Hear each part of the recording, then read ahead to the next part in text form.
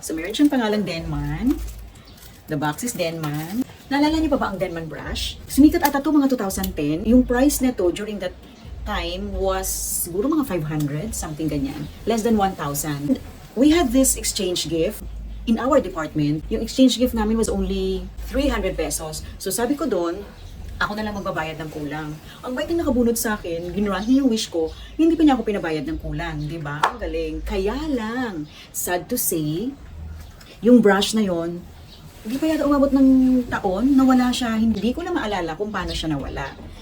All of a sudden, naka-receive ako ng Denman brush from my sister. Imagine, 2010, or kung 2011 man yon, now it's 2025.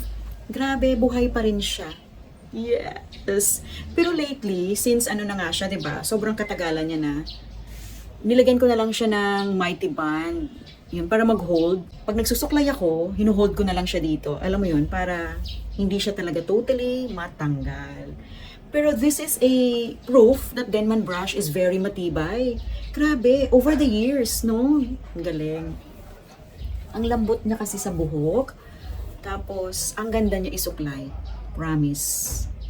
But wait, there's more. So dahil nasira na siya, bigyan na natin ng kapalit. Tadaan! Ang cute!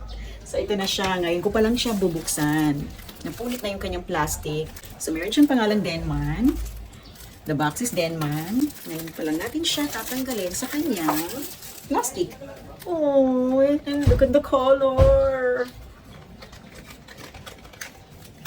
Oops, parang ayaw kong punitin yung box. Yan. Oh, ala grabe. Ang lambot.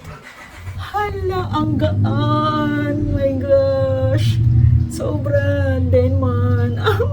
Thank you. Thank you, Lord. Grabe, may bago na akong supply. May bago na akong brush and still, it's a Denman brush. So, ilang years na naman kaya siya tatagal? Well, I think tatagal siya ng mahabang panahon.